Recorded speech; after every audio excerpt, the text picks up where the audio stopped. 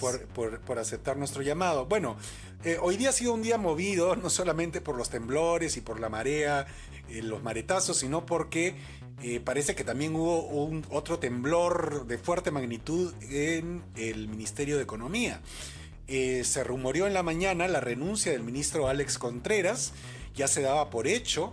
Es más, yo me desperté con esa noticia que pensé que iba a ser la noticia del día, pero con el transcurso del avance del día, pues se fue desinflando esa noticia hasta que el ministro mismo ha desmentido el hecho.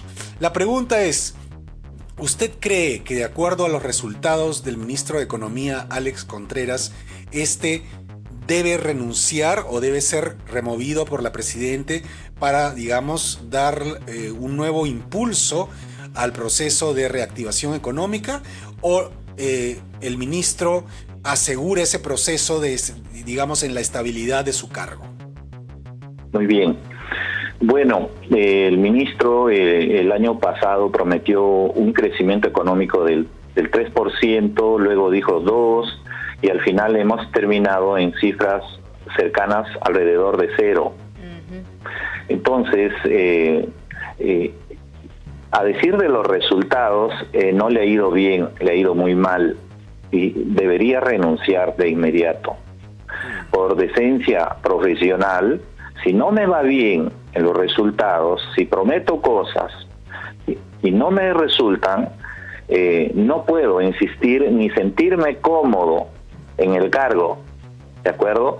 Él ha dicho que se siente muy cómodo en el cargo, pero los peruanos, y menos los economistas, no nos sentimos cómodos con la política que está manejando, ¿de acuerdo?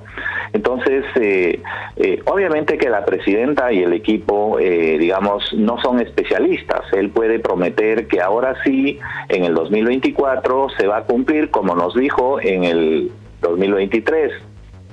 No hay fundamentos en este año para llegar a un 3% de crecimiento económico en el 2024, por más que nos prometa el ministro. Entonces, lo lógico es, estimado ministro, renuncie usted al cargo e inmediatamente. Los economistas ni los peruanos no nos sentimos conformes con su gestión y debería renunciar.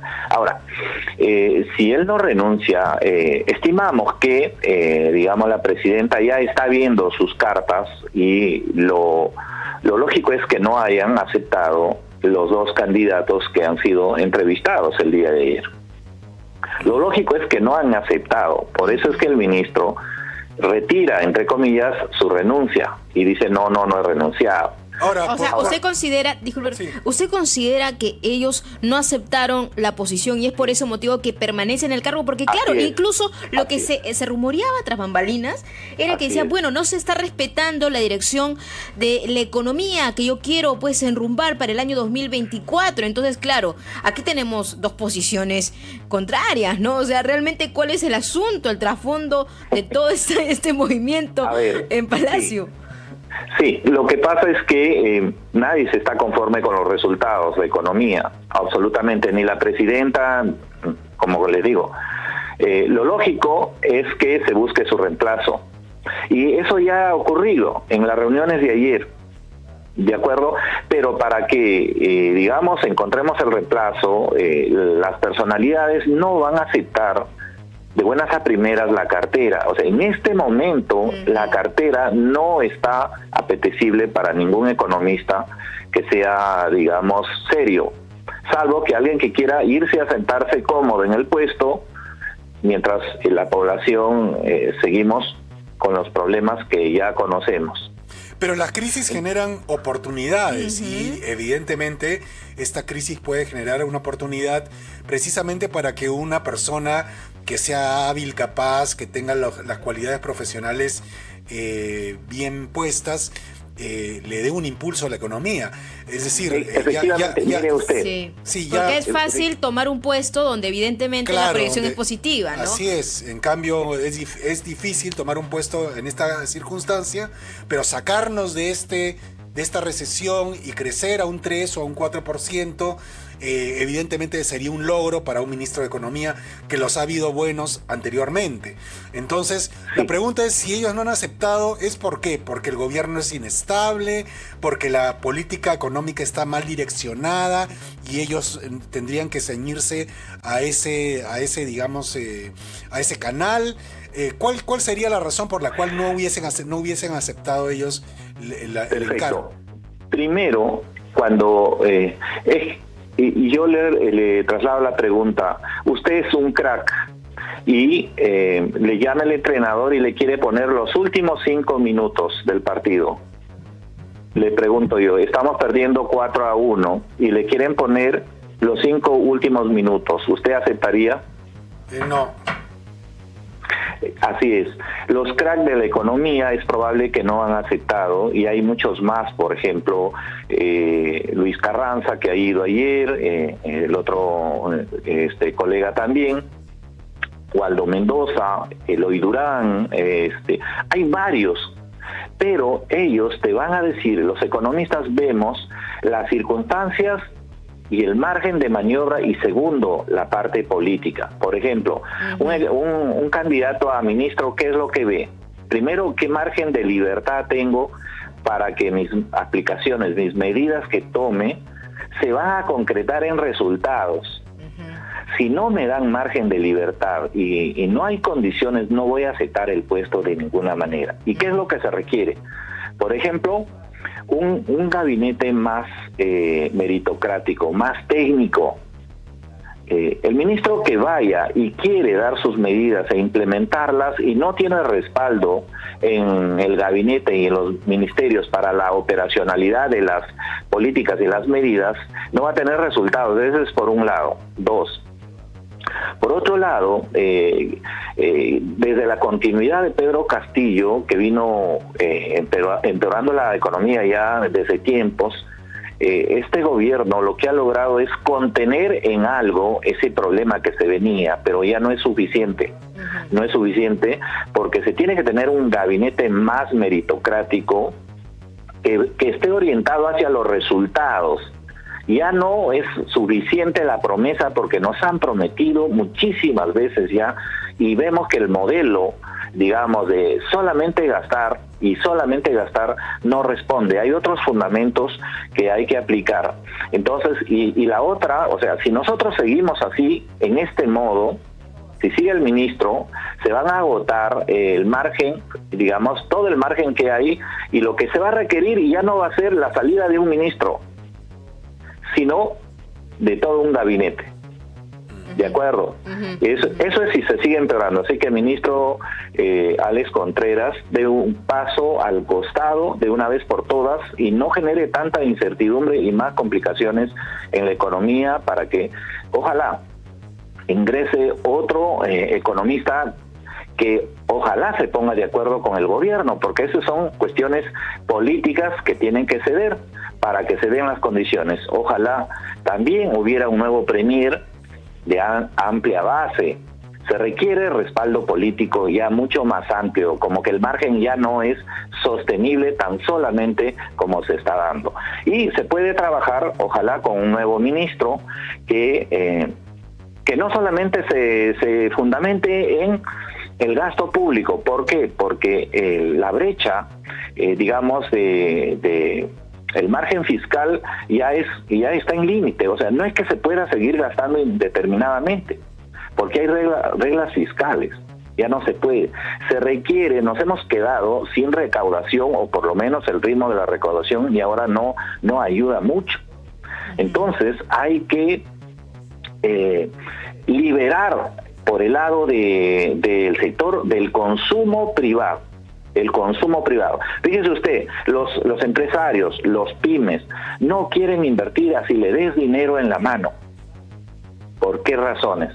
¿Qué haces endeudándote? ¿Qué haces recibiendo dinero, comprometiéndote, si no salen tus productos, si no te compran los productos? Claro. El tema ya está en el consumo privado.